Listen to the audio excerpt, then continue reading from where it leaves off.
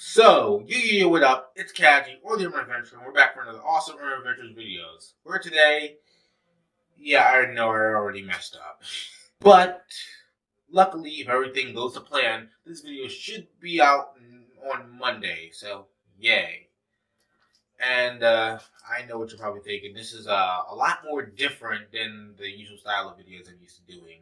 And if you're an old subscriber to this channel, then you'll know I released a video called How to Survive Jurassic Park, where I recently watched that video. Safe to say, it's just all over the place, to be gentle about it. And with Jurassic World Dominion finished shooting, I thought it would be the perfect time to sort of redo that video, since it doesn't really portray the love I have for this series. And it's been a big part of my childhood, and the fact that the only video I've done on it so far has honestly just kind of been a mess is kind of disappointing to me. So I wanted to remake that video, and that one won't appear on the channel anymore. I sort of don't like that video. If you want to watch Jurassic Park video on this channel, this is it. And honestly, the fact of, the new Jurassic World Dominion coming out is, well, or at the very least finished shooting, is kind of only like half the reason. The main reason is because I recently started watching a new channel that I've come across in my Jurassic Park fandom. It's called Clayton. Well, I can't pronounce the last name, but sorry if you wind up watching his videos somehow. But his videos are, well, in my personal opinion, really good. And not to disrespect him or his work or anything, but I am kind of biased because I, really love Jurassic Park, and his channel is, for the most part, Jurassic Park related. Might as well say all Jurassic Park related. But from a completely non-biased perspective, his work is really great, high quality, and you really get a feel for the love he has for the content he creates in the Jurassic Park genre and his audience. And honestly, in my opinion, he doesn't have enough subscribers. It doesn't get enough love, But if you want good quality Jurassic World or Jurassic Park content, go ahead and check them out. Maybe you subscribe while you're there. Only after you subscribe and watch this video, of course. So without further ado, let's get to this video. So I think it goes without saying that Jurassic Park, the first one at the very least, has had a cultural impact unfounded in recent years. The first Jurassic Park was a record-breaking movie that basically broke box office records and was literally considered by billions across the world the greatest movie of all time before Titanic eventually beat it out. You really get a feel for the grandeur and creative scale that John Hammond in that original movie was trying to create. Not just the people at the park at the moment, but the entire world. But what if you were to come across the island by accident on a boating trip or a trip to Costa Rica? How would you possibly go about surviving? Well, your first step is to tell your friends to pull out their phones and start watching this video, because I'm about to tell you how. Now, the first step to surviving Jurassic Park is to figure out which island you're even on. As any fan of Jurassic Park movies can tell you, that there are two islands with dinosaurs on them.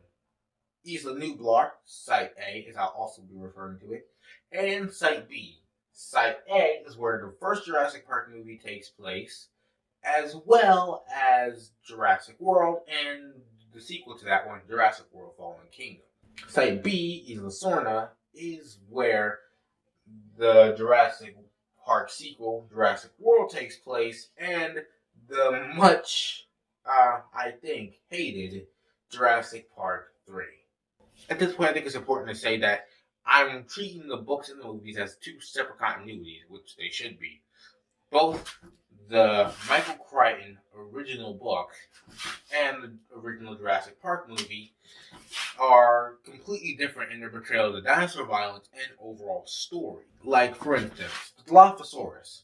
I'd say it's around, 2 feet tall at a maximum. In the Michael Crichton book, it's a 10-foot tall behemoth that, well, it kind of, I think, where in the scene with Nedry, I think Nedry gets much, much more than he deserved. Just go and read the book for yourself. Warning, it's definitely not for the faint of heart. It kind of messed me up when I read it.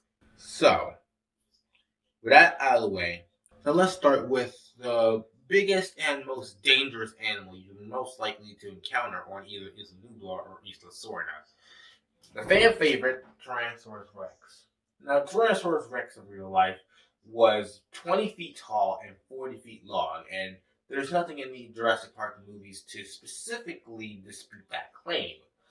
But what isn't accurate to the real-life portrayal of T-Rex is the fact that its vision is based on movement. That is a completely false thing made up by the movie that I think we all know. But we're not going on real life. We're going off of the movies, and in the movies, the dinosaur seems to have a vision based on movement. So if you encounter it, don't move as long as you can resist being scared of this 20-foot tall behemoth with razor sharp teeth ready to turn you into a quick snack. Well, you should be fine. What you really have to worry about is another fan favorite for the series, the Jurassic Park Velociraptors. Now, it's kind of hard to see how you're supposed to avoid these things. I guess stay out of the long grass? To avoid the Velociraptors, I suggest sleeping downwind.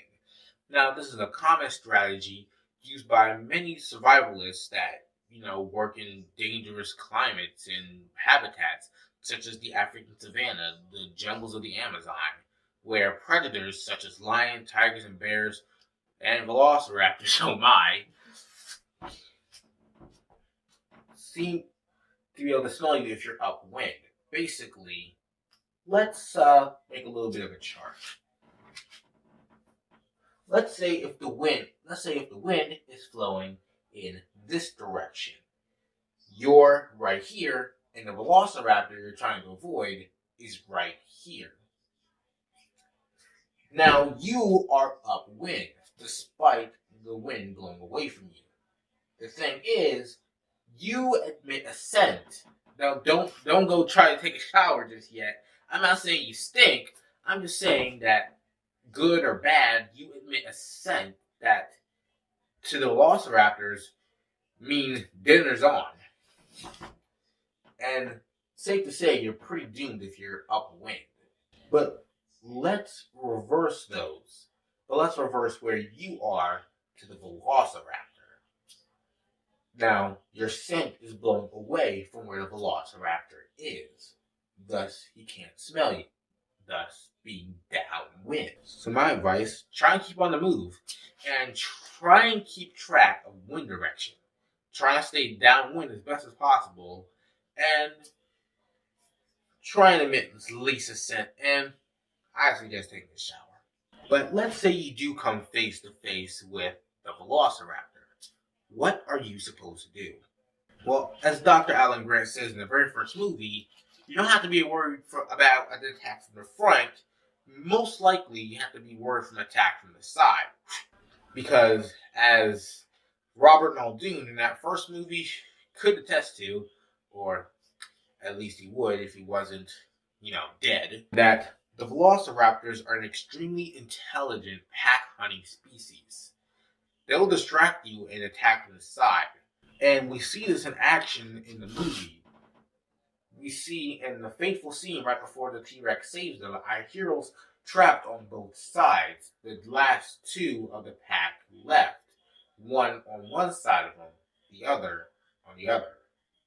basically no place for them to run.